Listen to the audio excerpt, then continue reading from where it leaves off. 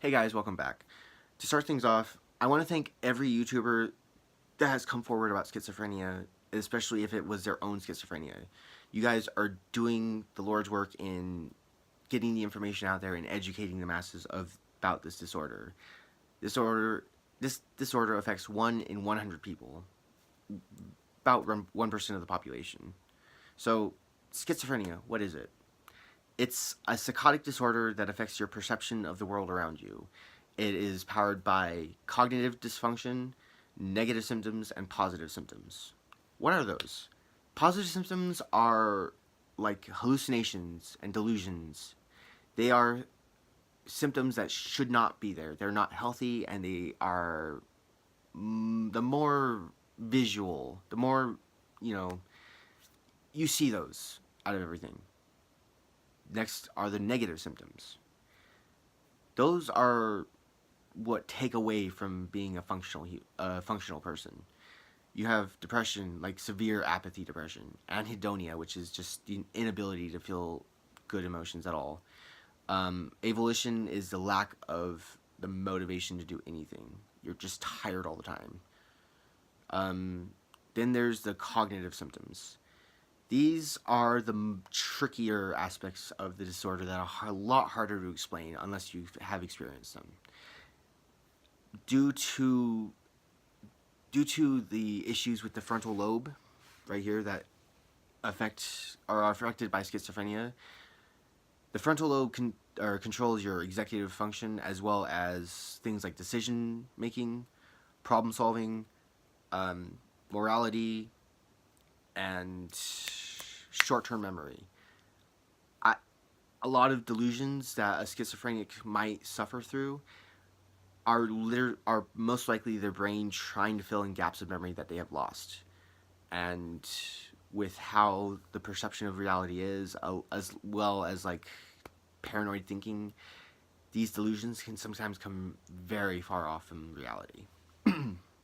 So schizophrenia, it used to be categorized into like 5 or 6 different types, but lately they've been thinking it's more of a overall general spectrum of a disorder like autism. In this disorder will be other psychotic disorders such as schizoaffective and bipolar, as well as personality disorders and dissociative disorders. Now, myself, in 2014, I was diagnosed as schizoaffective. That is bipolar disorder crashed into schizophrenic. Um, I don't have a lot of the I don't have the hallucinations as strong as someone suffering from straight schizophrenia, but my moods are a lot more explosive and a lot more extreme. This can also be kind of tethered to borderline personality disorder, and as well as schizoid disorder and schizotypal personality disorder. It From my own research I've devised. Anyway, I'll get to that later. What else? We're not really sure what causes schizophrenia. We know it's something to do with genetics. We know it's a biological condition of the brain. Like, you can actually see the damage that schizophrenia does to the brain. It causes a lot of wonky behavior, abnormal behavior that, most people would see as abnormal unless you have a touch of the disorder yourself. Then they're not so abnormal. There's a lot of misinformation out there about how you would get schizophrenia. One of the biggest ones that is also near and dear to my heart is drug use. A lot of people think that using illicit substances in any sort would cause schizophrenia, and that is simply not true. If anything, it's more of the other way around. People who are starting to suffer from schizophrenia, their brain is chemically imbalanced and is naturally seeking to rebalance itself through any means necessary. And in the world today, that is a lot easier done with street drugs than it is with therapy and medication, which is pretty freaking sad. A personal story of mine, I actually lost a really good friend. Once I was diagnosed and I started to come out about it to my close friends, his super fundamentalist religious mother overheard me. And before this, like, she was really fond of me. She thought, like, oh, he seems like a really nice chap, and like, blah, blah, blah, blah.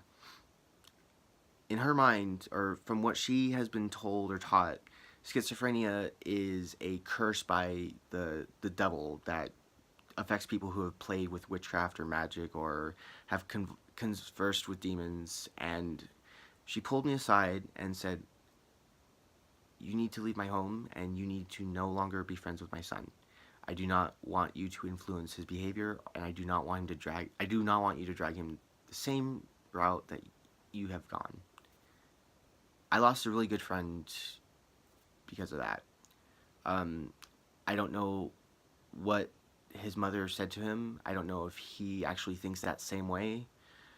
But after that day, I never talked to him again. And hey, Ryan, sorry, man. Anyway, sorry, I digress. Um, so, as someone who has suffered with this disorder, I want to give my kind of personal like experience with it. It started with just a severe depression. I was going through college, and I just started slumping off in classes. I started to feel really bad about myself. My fiance at the time, or we started to kind of drift apart. She was focused heavily in her studies, but I just couldn't keep up. I couldn't feel happy with anything. I was just really, really depressed. I had also extremely bad insomnia. Like, I would be up for 2 or 3 days at a time, not able to sleep. No amount of exercise or chamomile tea did the trick. It was brutal. Um, I started to hear static that I thought was tinnitus. I played it off as tinnitus because I listened to music too loud or what have you. But that tinnitus got louder and louder and more invasive. I ignored it, but eventually that static became so overwhelming at times that I had to go out into the middle of the night just running to try to run from it. It was coming from the walls, it was coming from electronics, it was coming from light bulbs, it was coming from the floor. It was like a bubble of television static. Some days it just felt like it was just, just on the other side of the drywall. On good days, though, it was far out, like 10 miles away. I could barely hear it, but I knew it was there, and I was able to ignore it. When my episodes got really bad, that static would be so overwhelming, I would be curled up in a ball in my bed, just praying like something would happen. At this point, I would probably be doing some self-destructive behavior just to alleviate the misery I was in. I would hear chatter underneath the static. Like, think of a busy restaurant where you can hear people talking, but it's so many people at once and you can't hear anything.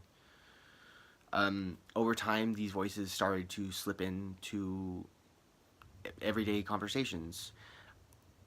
They weren't so much like voices of strangers like I know a lot of other schizophrenics would hear. They were my friends and loved ones talking to me, but the voices would add ends to their sentences that were not said or were not meant. It was like, I would be asked, "Oh, so how was your day? What did you do?" And then I would answer, and then the voice would steal their voice and like follow it up with like, "Oh, well, I bet that was fun or that was boring," in a really sarcastic tone. It began to really mess with me because everyone just seemed upset with me. Because I felt like everyone was upset with me. I was upset and threw it back at everyone that I was just upset and mad. So that's where I started to lose track of my friendships and relationships, and it became hard. um, with the memory problems that come with schizophrenia, you forget a lot of your day to day. Like, not just like, oh, I can't remember what I had for breakfast this morning, or I can't remember like so and so's name. You cannot remember what you did right after you've done something. And your brain tries to make up for this by pulling at different ideas of what could have happened. Some of them are a lot more far out, and some people who are a lot more narrow-minded than others might have a hard time grasping at these because they seem so scary or intense. But it comes down to like just not being able to remember the truth or remember reality, and so you have to improvise your own. If it's not for anyone else, it's for you just to have some kind of, peace about what's been going on that you cannot remember.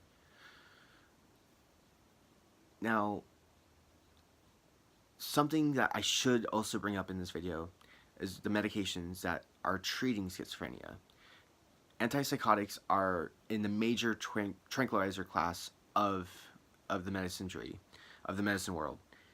That being said, they are very, very harsh. Now, a quick digression here. If you are taking medication for a mental illness, you need to stay on your medication unless your doctor says otherwise. I'm telling you this from experience. I'm telling you this from what I've seen and what I've experienced myself personally.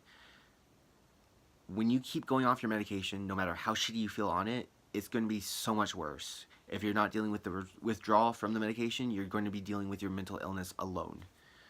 Okay, the major tranquilizers that they give you, they suppress dopamine, and they also regulate serotonin. Usually you need to take like one or two along with like a mood elevator to balance everything out. Because everyone's different, everyone is reacts differently to these medications, which there are a lot of. Some of the major side effects of these medications are just fatigue. You're tired all the time. Like, I could sleep 18 hours a day and still be exhausted. You have a really reduced sense of pleasure or it's just everything's gray. You gain weight in most cases, lose a lot of weight in other cases. The more severe side effects could be tardive dyskinesia, which is almost like Parkinson's. You start tremoring, you have involuntary movements. With all that in regard, the reason you need to take your medication, despite all of these negatives, because without it, you have no chance of grasping reality unless you have a very strong willpower of mind. Insight is one of the most important things you can have with schizophrenia, and it is so hard to get and so hard to keep with your reality or your perception of reality constantly changing. The first 4 years I was diagnosed with this disorder, I did not believe I had it. I had a voice in my head literally telling me, you are not special enough to have schizophrenia. You're not severe enough. You're just really depressed and you're being a bitch about it. Every time I would think to myself, like, I need to take my medication, or I need to, like, give myself a break because this is a serious disorder, that little voice would kick in and remind me of that every time. And I didn't like to talk about it because that same voice would also tell me that, anyone who heard me say this would say, yeah, everyone goes through that, tough it out, everyone else has to. It just literally stopped me at every turn before, getting information or talking about this. In conclusion, to sum things up, schizophrenia is a psychotic spectrum disorder that affects your perception of reality. It damages the brain with larger ventricles and smaller frontal lobes, which affect a lot of interactions. It is unknown how we get it. It affects 1% of the population, or 1 in 100, and it needs to be understood. A lot of people won't see schizophrenia for what it is. They'll see the schizophrenic as a lazy person, a asshole. You just don't care. You need to try harder, and because a lot of information isn't out there about schizophrenia, and a lot of people don't realize that it doesn't have to be that severe where you're on the street rambling, they take it out on themselves. They feel like shit. They blame themselves for not trying harder, and they don't understand why that they cannot get themselves past that point yet. This leads to a lot of self-hatred and a lot of self-destruction. Suicide is one of the biggest causes of death for someone with schizophrenic. Our life expectancy is about 20 years less than an average person.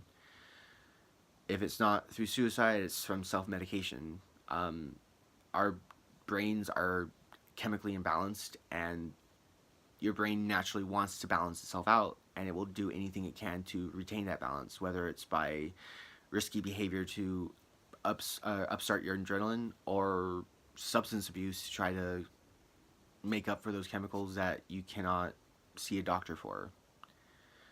I feel like if we talk about this disorder more, we will understand it better and we'll learn how to work within society. So I'm going to make a couple more videos about mental disorders and mental illness as a whole, as well as psychology. This was supposed to be just a quick rundown of schizophrenia, but it went a little long. This has been County. Thank you for watching, and I'll see you next time.